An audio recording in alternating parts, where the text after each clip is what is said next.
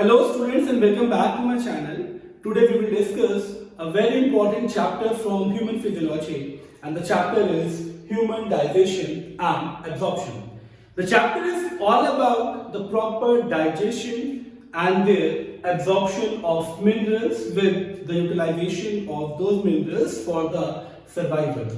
So this chapter starts with the aim. The aim is to obtain nutrition. Okay, and nutrition is the process by which living organism obtain certain substances and utilize them for their survival. तो nutrition का process क्यों important है, क्योंकि ये जो chapter आप पढ़ने वाले हो human digestion and absorption, this chapter is all about nourishing the human body, nourishing the human cells as well as nourishing the human tissues, organs and the other components of the body. So nourishment starts with nutrition and nutrition means, मैं बहुत simply बताऊं तो process by which living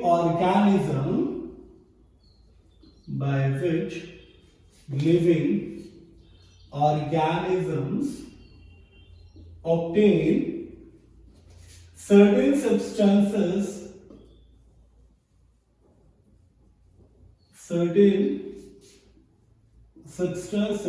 for their survival. Clear? So this is a very simple definition for the nutrition. Okay, living organism certain substance को intake करेगा and that certain substance simply means the food particles. Okay, clear ना? तो या अगर इसको बहुत simple language में कहूं तो the process by which the external resources of the energy gets converted into the internal resources of energy. बात समझ में आ रही होगी आपको कि ये चैप्टर सिर्फ और सिर्फ नरिशमेंट पे बेस्ड है, न्यूट्रिशन पे बेस्ड है. So for this process there are various steps. अब पहले उन स्टेप्स को हम फोकस करेंगे to understand the functioning of the human digestive system. Okay, so the steps of nutrition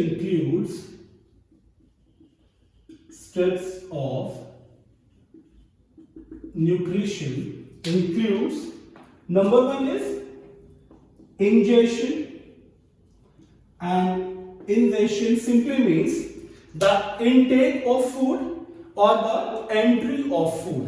अब important क्या है, मैं ह्यूमन डाइजेशन की बात कर रहा हूं ना, तो ह्यूमन डाइजेशन में the food enters into the mouth और जो कैविटी जहां पे आप फूड को प्लेस करते हो that place is known as buccal cavity. So intake of food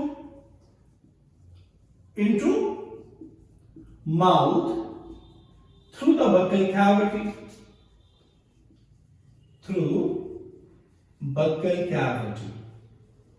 clear? Or simply you can mention the entry of food for the nutrition purpose. बात समझ में आ गई ना?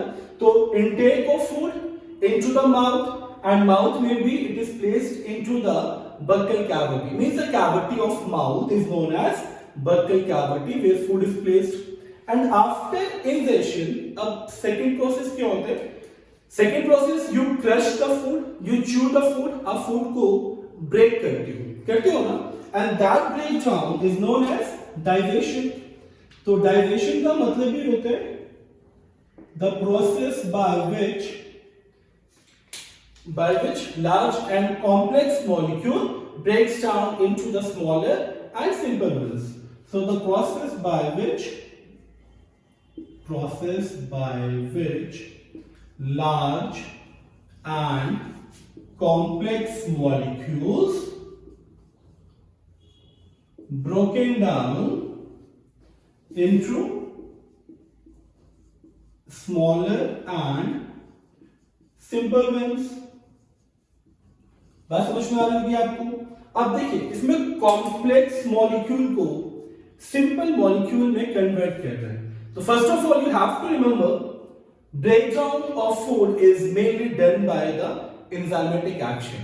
तो बॉडी में नंबर ऑफ एंजाइम्स है, अभी हम लोग इस चैप्टर को डिटेल में पढ़ेंगे तो नंबर ऑफ एंजाइम्स भी मैं आपको बताऊंगा. For example saliva consists of salivary amylase which breaks the starch into maltose.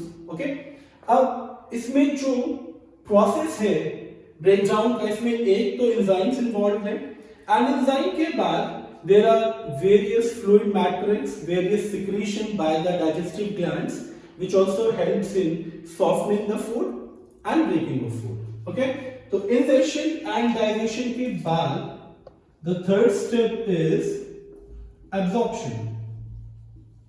Okay, अब देखिए बहुत सिंपली अगर मैं absorption को समझाऊं तो food gets digested into mouth, into stomach, into intestine.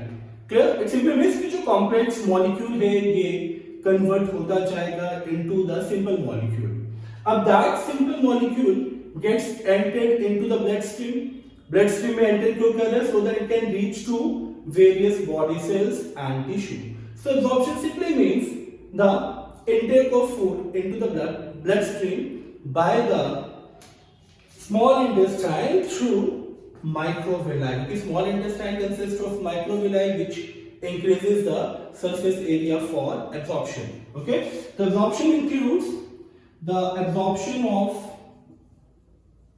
digested food into bloodstream to blood from intestine through microvilli, because microvilli are there. And what is the role of microvilli? Microvilli increases the surface area for the proper absorption. After absorption, the fourth step, which is very important, assimilation. And why assimilation is important? Because assimilation means utilization. And utilization क्या है? जब blood इसको various cells and tissues तक minerals को transport करेगा, because ये absorb हुआ है इनटू ब्लड, ब्लड से ये वेरियस टिश्यू एंड सेल्स तक पहुंचेगा and various tissue and cell में इसका यूटिलाइजेशन होगा. यूटिलाइजेशन का मतलब समझ में आ रहा होगा आपको. एक छोटा सा एग्जांपल मैं समझा रहा हूं आपको. सपोज एक सेल है, ओके, तो इसके मेम्ब्रेन के लिए आपको एटलीस्ट 3 कंपोनेंट्स तो चाहिए ना. आपको फॉस्फेट चाहिए, आपको लिपिड्स चाहिए, आपको प्रोटीन्स चाहिए. तो इस मेम्ब्रेन के फॉर्मेशन के लिए ये रॉ मटेरियल आएगा कहां से? Simply by the food, by the process of digestion, by the process of absorption. तो ये जो ट्रांसपोर्टेशन होगा मिनरल्स का for the proper utilisation, that process is known as assimilation. बात समझ में आ रही होगी आपको. तो assimilation simply means utilization of food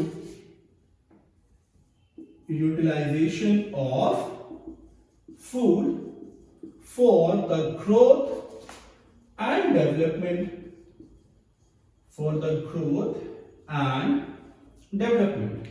clear? And the last step of nutrition is egestion. अच्छा, egestion क्यों important है?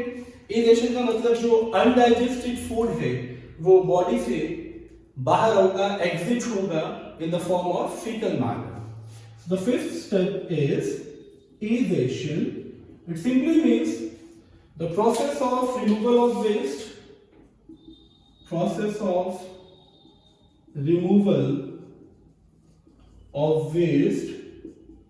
in the form of fecal matter,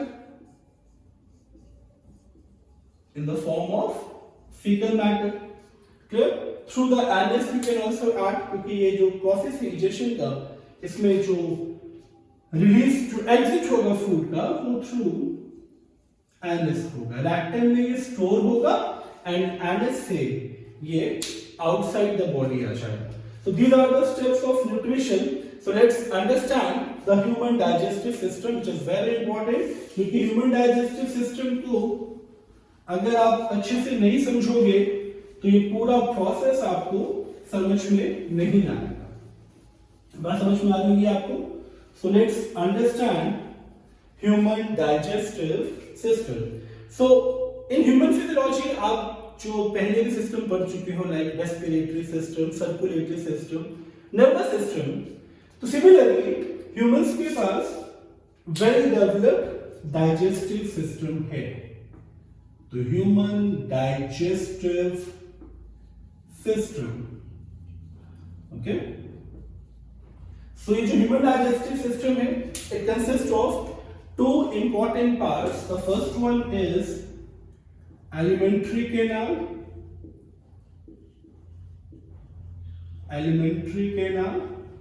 and the second one is accessory glands.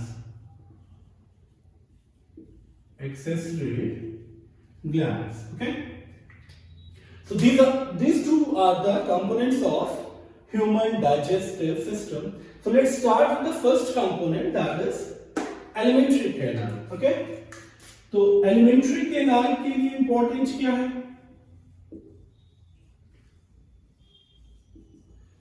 पहले आप alimentary canal को बहुत अच्छे से समझो, क्योंकि अगर आपने alimentary canal नहीं समझा तो आपको process of digestion समझ में नहीं आएगा. Okay, तो alimentary canal is basically a long tube, long coiled tube में कहूँ तो ज्यादा better होगा, and it's a muscular in nature, long coiled muscular tube, clear, and it starts from your mouth and ends at the anus region. Okay, तो बात समझ में आ गई होगी आपको कि कंप्लीट जो एलिमेंट्री केनाल है वो स्टार्ट वहीं से होगा जहां आपने फर्स्ट स्टेप ऑफ न्यूट्रिशन पढ़ा था, that is ingestion, entry of food. तो it start from the mouth, and कहां पे होगा? जहां से आपका वेस्ट रिलीज होगा, that is the anus portion. तो it starts from the mouth and ends at anus portion. Clear? ये तो easy हो गया. And the third one is the length of alimentary canal. It's also a very important part. So length is about 9 to 12 meters. Yes, it's about 9 to 12 meters. सोचिए इतनी लंबी alimentary canal आपके half body में adjusted है. Adjusted है ना, मतलब अगर मैं बहुत सिंपली कहूं तो it lies into the thoracic cavity as well as into the abdominal cavity. Clear? And how it is possible? Because it is coiled at certain places like small intestine, large intestine. They are highly coiled structure. Okay, so this is the basic introduction about alimentary canal.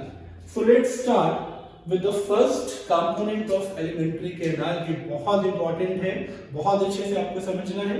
तो मैंने क्या बताया था? alimentary canal starts from mouth. Okay, so let's understand the entire mouth part, क्योंकि ये बहुत important है. तो माउथ में अगर मैं स्टार्ट कर रहा हूं फर्स्ट कंपोनेंट की फॉर्म में, तो mouth is bounded by upper and lower lips. ये बिल्कुल स्टार्टिंग पॉइंट है एलिमेंट्री कैनाल का, लिप्स. तो they act as a gate for the alimentary canal. तो माउथ के लिए बहुत सिंपली अगर मैं कहूं तो it is bounded by upper and lower lips. Okay, number 2, when you open your mouth, अगर आप माउथ ओपन करते हो, जैसे मैं ये ओपन कर रहा हूं, तो it leads into a cavity. That cavity is known as buccal cavity. तो mouth leads into buccal cavity. Okay, but when it leads into buccal cavity, so it passes through the vestibular region. So it leads into buccal cavity through vestibule. So let's understand the first component of mouth, that is vestibule.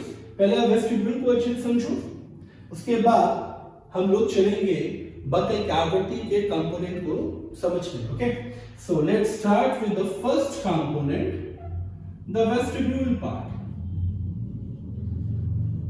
Okay, तो vestibule बहुत simple है, मैं समझाऊं तो आप अपने lips को stretch करो, तो ये जो स्पेस आप देख रहे हो, the space between the teeth on the inner side on and the lips and the cheeks on the outer side.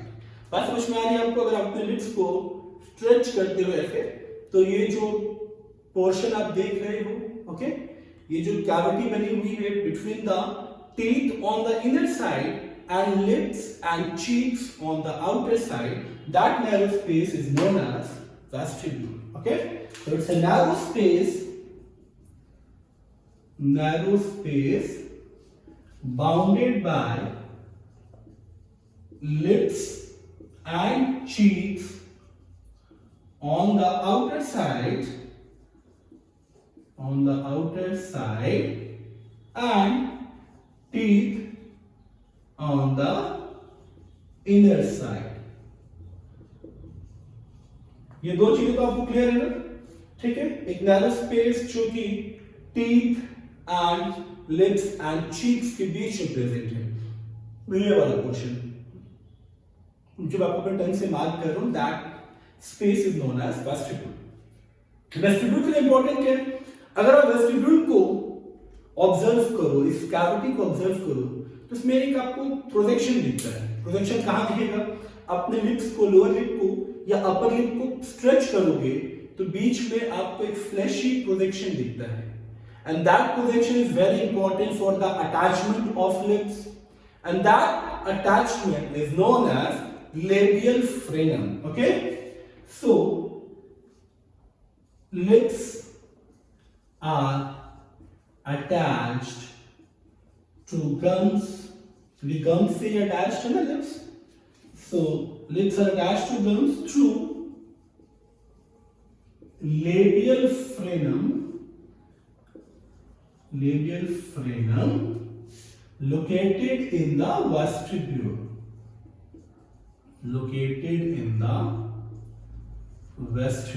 Okay? तो वेस्टिब्यूल के लिए आपको ये चीज बहुत अच्छे से पता होनी चाहिए, that is labial frenum means the attachment of lips with the gums and is located into the vestibular region. Okay, after vestibule mouth leads into, यहां मैंने मेंशन किया है ना, leads into buccal cavity. So let's understand the buccal cavity portion. Okay, क्योंकि buccal cavity में आपको बहुत कुछ पढ़ना है। वेस्टिब्यूल का एक और रीजन भी है, एक और सिग्निफिकेंस भी है कि सैलिवरी ग्लैंड की डक्ट्स भी वेस्टिब्यूल में ही ओपन होती हैं। ओके, तो ये दो चीजें आपको बहुत अच्छे से याद रखनी है for the vestibule. First, attachment of lips, labial frenum, and number 2, salivary gland ducts open into the vestibular region. Now number 2 is buccal cavity. Okay. So buccal cavity means the cavity of mouth, जहां पे आप अपने food bolus को place करते हो, crush करते हो, chew करते हो, सलाइवा से मिक्स करते हो, that cavity is known as buccal cavity. Okay? अब buccal cavity को देखना है तो बहुत इजीली आप समझो, वेस्टिब्यूल के बाद टीथ, तो टीथ क्या होगा, teeth and the jaws are the gate for the buccal cavity. जब आप माउथ अपना ओपन करोगे, लाइक मैंने अपना माउथ ओपन किया, तो ये जो जॉ है ये क्या हो जाएंगे, गेट हो जाएंगे। तो बकल कैविटी को बाउंड कौन कर रहा है, bounded by upper jaw, okay, and lower jaw. Clear? So upper jaw is known as maxilla. Upper jaw is known as maxilla. Lower jaw is known as mandible. Clear? तो ये हो गया आपका upper and lower jaw. And the jaw bears teeth in their socket. So upper and lower jaw bears teeth in their sockets, means the sockets of jaw bears teeth. Okay, ये सिर्फ अभी हम लोगों ने गेट की बात की है, एंड नाउ अब हम पहुंच चुके हैं बकल कैविटी में। Okay, so the buccal cavity roof is formed by, पहले हम रूफ की बात करेंगे। Okay, roof means the upper portion, तो अपना बकल कैविटी ओपन करो, अपना माउथ ओपन करो एंड टंग को ऊपर टच करो, जैसे मैं कर रहा हूं ना, ऐसे टच करो, तो आपको जो एंटीरियर पोर्शन दिखेगा वो हार्ड दिखेगा, क्योंकि रूफ में anterior part is formed by hard palate. तो एंटीरियर साइड पे तो प्रेजेंट होगा hard palate, okay. And posterior side पे बिल्कुल आप माउथ अपना वाइड ओपन करोगे, मिरर का देखोगे, एक स्मॉल फ्लैशी कॉनिकल प्रोजेक्शन होता है बिल्कुल पीछे की तरफ, that small fleshy conical projection is known as soft palate और यूजुला, ओके। तो posterior side consist of soft palate or it is also known as uvula, clear ना? तो रूफ आपको समझ में आ गया होगा, अभी मैं इसको और डिटेल में समझाऊंगा। अब बात करेंगे हम इसके फ्लोर की। तो फ्लोर पे क्या लोकेटेड है? अगर आप फूड प्लेस करते हो तो फ्लोर पे सिर्फ आपको एक चीज दिखती है, that is tongue portion, okay. बात समझ में आ गई होगी आपको। सो let's start the discussion of three important components. पहले हम लोग डिस्कस करेंगे टीथ को, नहीं पहले हम डिस्कस करेंगे हार्ड पैलेट को, then soft palate, then teeth and then finally tongue, क्योंकि ये चार कंपोनेंट्स आपके बकल कैविटी का पार्ट है, तो इनको बहुत अच्छे से समझना है आपको, ताकि एलिमेंट्री कैनाल का फर्स्ट कंपोनेंट बहुत अच्छे से क्लियर हो जाए। So let's start with the first component. हम लोग हार्ड पैलेट से स्टार्ट करेंगे, ओके। हार्ड पैलेट, तो why it is known as hard palate? It is understood ये हार्ड है because of the bone which is known as palatine bone. तो hard palate means anterior part, okay, it is anterior part of the roof of the buccal cavity. So it is supported by palatine bone, and because of palatine bone it is known as palate। ये आपको बहुत अच्छे से याद रखना है, okay. Number 2, अब सिर्फ बोन तो आपको दिखता नहीं, बोन के ऊपर आपको फ्लैशी कवरिंग दिखती है ना, तो it is lined by mucous membrane, okay, it is lined by mucous membrane। तो anterior part is supported by palatine bone and it is lined by mucous membrane। अब एक इंपॉर्टेंट चीज कि अगर आप अपने रूफ को समझो, आप, मैं थोड़ा सा डायग्रामेटिक प्रेजेंटेशन दे रहा हूं, सपोज ये आपका रूफ पोर्शन है और इस तरह से आपके टीथ प्रेजेंट है, ओके। मैं छोटा सा एक्सप्लेनेशन समझाने की कोशिश कर रहा हूं, ओके। एंड ये हो गया आपका ऊपर का hard palate which is known as, which is supported by palatine bone. ये हो गया पैलाटाइन बोन। अब आप अपने हार्ड पैलेट के बिल्कुल एंटीरियर पोर्शन को देखोगे, जस्ट बिहाइंड द टीथ, यहां पे आपको कुछ प्रोजेक्शंस दिखेंगे, कुछ रफ एरिया दिखेगा, and that rough area is known as rugae area, okay. तो इस रूगे एरिया का अपना एक फंक्शन है, it hold the food firmly while the chewing, and जो पैलेट को यानी पैलेटाइन बोन को जो डिवाइड कर रहा है, ये वाला पोर्शन जो है, it is known as mid palatine raphe, mid palatine raphe, clear? So it is lined by mucous membrane and anteriorly, anterior surface पे क्या है इसके? Anteriorly it is rough, है ना? It is rough in projection, rough in appearance, which is called rugae area, and the function of rugae area is to hold the food firmly while chewing. Number 2, the palate bone is divided by palate bone okay, is divided by mid-palatine raphe. Mid-palatine raphe. Okay, तो देखिए इसमें आपको दो चीजें important दिख रही है ना, एक तो इसका structure that is palatine bone, number two the rugae area, okay, and the third the division of palatine bone which is mid palatine raphe. Clear? अब हार्ड पैलेट के बाद हम डिस्कस करेंगे सॉफ्ट पैलेट वाला पोर्शन. सॉफ्ट पैलेट भी बहुत important है. क्यों इंपॉर्टेंट है सॉफ्ट पैलेट? क्योंकि सॉफ्ट पैलेट में पहली चीज तो यही है ना, it is not supported by any bone. वहां कोई बोन प्रेजेंट नहीं है, that's why it is soft in texture. Soft palate, okay, so it is not supported by any bone, that's why it is soft in texture. Not supported by any bone, clear?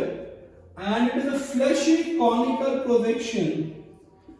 Fleshy conical projection called uvula. Clear? And the more important thing, it is lined by simple squamous epithelium. So it is lined by simple squamous epithelium. Okay? तो अब हम लोगों ने दोनों palette को discuss कर लिया, hard palate and soft palate. And after these two components, let's understand the third component, that is the teeth part. Okay, because the upper and lower jaw, that is maxilla and mandible, bears teeth in their socket. So let's understand the structure of teeth. Okay, तो teeth के लिए ना आपको 3 terminologies तो at least पता होनी चाहिए, क्योंकि if you are studying biology, तो these 3 terminologies are very important. So the first terminology about the teeth is human teeth are thecodont, okay, diffidont, and the third one is heterodont. तो पहले हम लोग ये समझ लें कि what are thecodont, diffidont and heterodont. Thecodont simply means कि human teeth are fixed in their jaw socket. It simply means कि they are fixed. तो attachment, teeth is also made up of calcium and phosphorus. Bone is also made up of calcium and phosphorus. अब दो bone को attach करना है तो हमें ligament चाहिए ना, तो ये अटैचमेंट करेगा periodontal ligament. So thecodont simply means कि teeth are embedded in jaw sockets and they get fixed by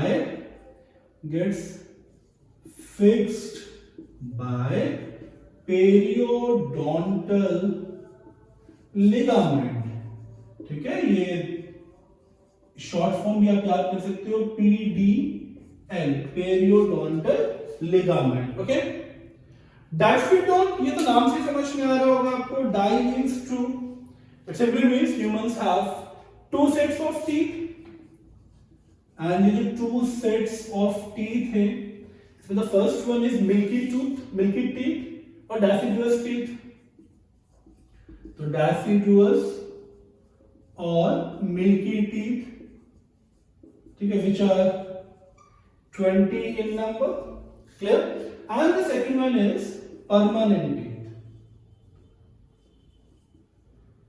तो first deciduous, second is permanent. Okay, and number 3 is heterodont. Heterodont means, hetero means different, so the shapes and the sizes are different in the human teeth and they are classified into 4 categories. Okay, so they have hetero means teeth are having different in their shape and structure, mainly named as number 1 is incisors. Incisors मतलब okay, incisors मतलब जो front पे आपको 4 and 4, upper 4 and the lower 4, ये mid आपका एक line है. यहां से अगर आप काउंट करोगे तो 2 and 2 4, 2 and 2 4. ओके, तो इंसाइजर्स, तो इंसाइजर्स के लिए दे आर टोटली, मैं सिर्फ एक जॉ को काउंट करूंगा, ठीक है, और एक जॉ को भी हम मिड से डिवाइड करेंगे, तो अभी सिर्फ हम लोग एक ही पोर्शन काउंट करेंगे. ओके, तो इंसाइजर्स को टोटल 4 इन नंबर, ठीक है, in upper jaw, 4 in the lower jaw. Okay, 4 in upper jaw and 4 in lower jaw. तो हम अभी एक ही जॉ को डिस्कस करेंगे ताकि बहुत इजीली आप समझ जाओ इन शेप्स ऑफ टीथ को. Number 2, canine. कैनाइन सबसे पॉइंटेड टूथ होता है, ये कॉर्नर वाला आपका. Okay, which help in tearing. Okay, तो कैनाइन के लिए भी एक जॉ में, मतलब अपर जॉ की बात करो, 1 and 1, 2 कॉर्नर्स पे है, तो they are total 2 in number, total 2 in upper jaw. The third one is premolars. Premolars को भी अगर आप काउंट करो तो 2 in the right side, 2 in the left side, यानी upper jaw पे कितना हो गया 4, तो total 4 in upper jaw. Okay, and the molar, fourth one is molar. molars मतलब बिल्कुल आप पीछे से अगर काउंट करोगे तो फ्रॉम द लास्ट 3, जो लास्ट 3 आपके ब्रॉड स्ट्रक्चर टूथ है, तो that teeth set are known as molars. Okay, so they are totally 6 in the upper jaw, total 6 in upper jaw. Clear? अब हम लोगों को इसका डेंटल फॉर्मूला भी पता होना चाहिए. अब डेंटल फॉर्मूला कैसे निकालेंगे ये मैं आपको समझा दूं. डेंटल फॉर्मूला हम सिर्फ एक साइड को मतलब मिड से डिवाइड करेंगे, ये राइट साइड और ये लेफ्ट साइड. ओके, तो एक ही साइड का भी हम लेके चलेंगे, अपर एंड लोअर जॉ, एंड फिर इस साइड का अपर एंड लोअर जॉ. तो अब मिड से अगर काउंट करोगे तो पहले आपको क्या मिलेंगे, 2 incisors, then 1 canine, 2 premolars and 3 molars. Okay, तो ये हो जाएगा 2 incisors, 1 canine, 2 premolars and 3 molars. Similarly in lower jaw, 2 incisors, 1 canine, 2 premolars and 3 molars. So this is a dental formula. अब हम लोग इसका स्ट्रक्चर समझेंगे. स्ट्रक्चर भी बहुत इंपॉर्टेंट है क्योंकि ये चीजें आपको नीट में पूछी जाएंगी. तो स्ट्रक्चर के लिए आपको पहले 2 चीजें पता होनी चाहिए. एक इसका एक्सपोज्ड पार्ट और एक इसका हिडन पार्ट. ओके, तो मैं बहुत सिंपल डायग्राम से आपको समझाने की कोशिश करूंगा कि जो एक्सपोज्ड और हिडन पार्ट का डिफरेंस है वो आपको समझ में आ जाए. ओके,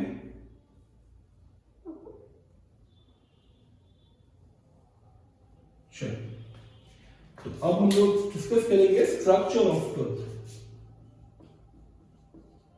तो स्ट्रक्चर ऑफ टूथ, अभी एक सिंगल टूथ की बात करें तो जो पोर्शन एक्सपोज्ड है, ओके, क्योंकि ये जो पोर्शन होगा ये आपके जॉ सॉकेट के अंदर होगा ना.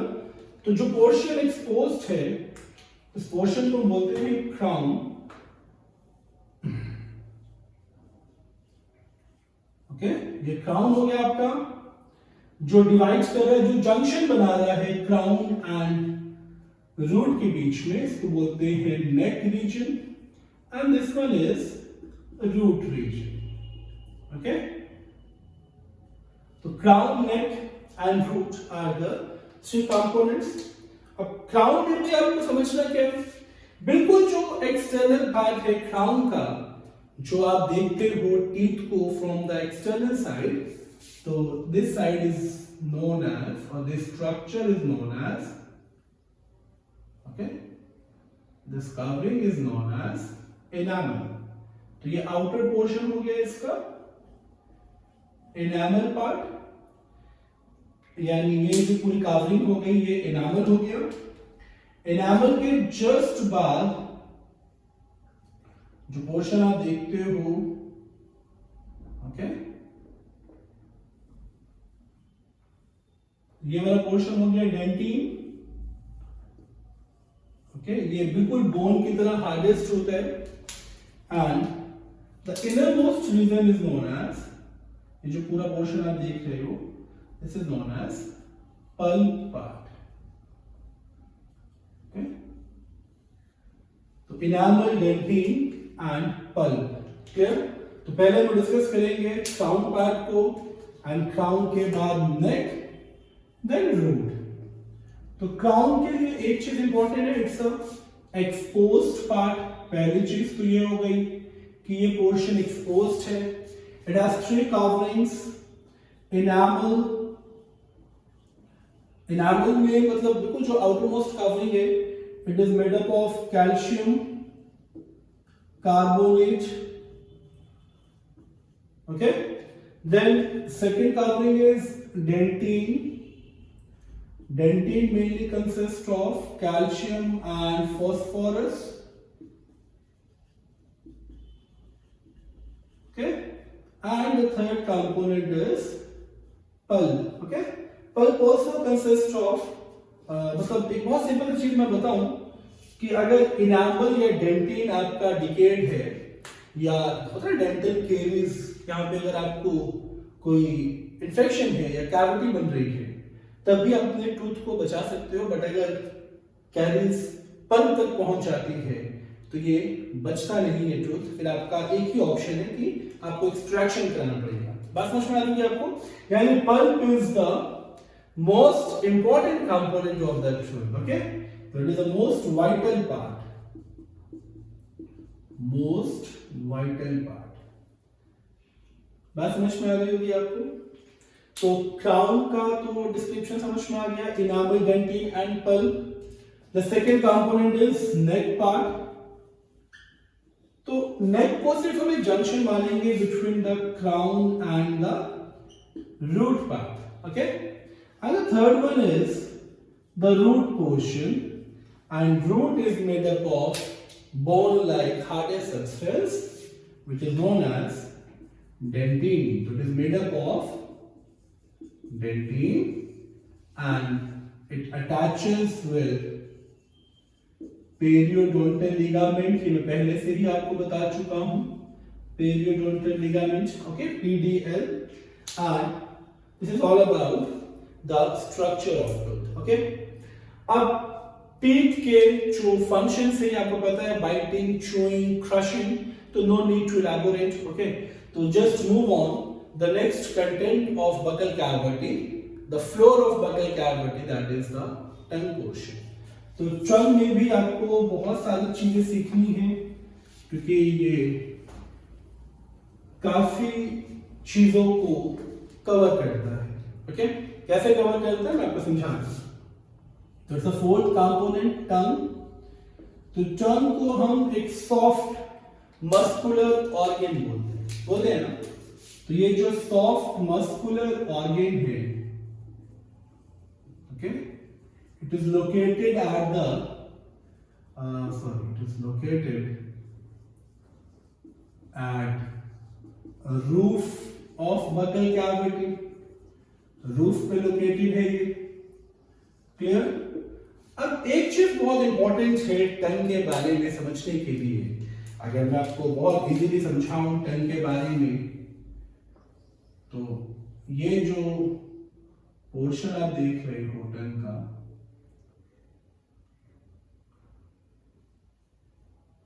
ओके, तो टंग कंसिस्ट ऑफ, ये जो बीच में आप डिवीजन देख रहे हो, दिस इज वेरी इंपॉर्टेंट, क्योंकि यहां पे जो पैपिलास प्रेजेंट होते हैं, it is known as fungiform papilla. Okay, papilla means the raised projection on the tongue region. Okay, and ये जो portion आप देख रहे हो यहाँ जो papilla present होता है, it is known as filiform papilla. And जो पोस्टीरियर साइड पे है, यानी इस साइड पे जो प्रेजेंट है, ठीक है, it is known as circumvallate papilla. Circumvallate papilla. Okay, तो टंग के लिए सबसे बड़ा चीज क्या है, जब भी टंग को आप ऊपर की तरफ रेस करते हो, जस्ट लाइक जैसे मैं कर रहा हूं, तो नीचे आपको एक अटैचमेंट दिखेगा टंग के बिल्कुल नीचे. आप अपने फिंगर से भी फील कर सकते हो ये वाला पोर्शन. तो this attachment is known as lingual frenum. Okay, तो टंग अटैचेस विद फ्लोर, और सॉरी मैंने यहाँ पे रूफ मेंशन कर दिया, it is floor of buccal cavity. So tongue attaches with floor of buccal cavity, okay, with the help of lingual frenum. Okay, so this one is the first attachment, lingual frenum. Two bony projection are also supported the tongue portion. जो दो bony projection उसमें बोनी जो support है, इसमें पहला है styloid process and number two is hyoid bone. तो first one is styloid process, number two is hyoid bone. Okay, तो these two are the supportive bony structure for the attachment of tongue.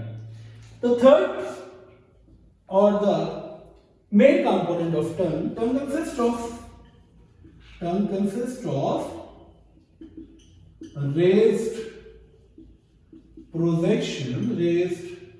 conical projection जो कह सकते हैं, which is known as papilla. and papilla मैं already mention कर चुका हूं, ठीक है. and papilla consists of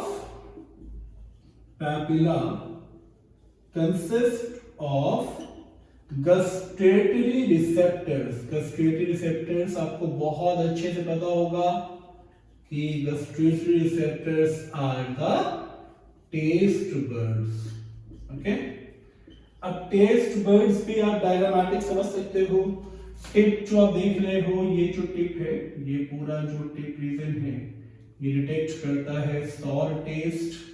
okay, ये जो एंटीरियर पोर्शन है यहाँ पे डिटेक्ट होता है स्वीट टेस्ट. ओके, एंड ये जो पोस्टीरियर पोर्शन है यहाँ पे, मैं यहाँ ब्लू मार्कर यूज कर रहा हूँ, ये जो पोर्शन है यहाँ पे आप डिटेक्ट करते हो सॉल्टी टेस्ट.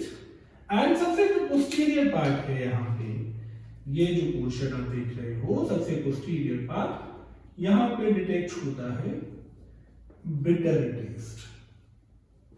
ओके, तो टंग में जनरली आपको गस्ट्रेटरी रिसेप्टर्स पता होने चाहिए, पैपिला पता होना चाहिए, अटैचमेंट्स पता होने चाहिए, एंड अंडरस्टूड है एक मस्कुलर ऑर्गन है, तो इसका फंक्शन क्या है? Its function is to masticate the food. Okay, अब टंग का तो पोर्शन हम लोग कवर कर चुके हैं. अब बचा है बकल कैविटी में सलाइवरी ग्लैंड, बट ग्लैंड को हम लोग एक साथ सारी ग्लैंड्स को हम लोग कवर करेंगे with the second component of alimentary canal, that is accessory gland. तो इस सेशन में हम लोग सिर्फ बकल कैविटी तक ही समझेंगे. तो अगर आपको ये सेशन समझ में आया तो प्लीज मेरे चैनल को लाइक करें, शेयर करें एंड सब्सक्राइब करें, ताकि मैं ऐसे ही वीडियोस लाता रहूं आपके स्टडी मटेरियल के लिए. Okay, thank you so much.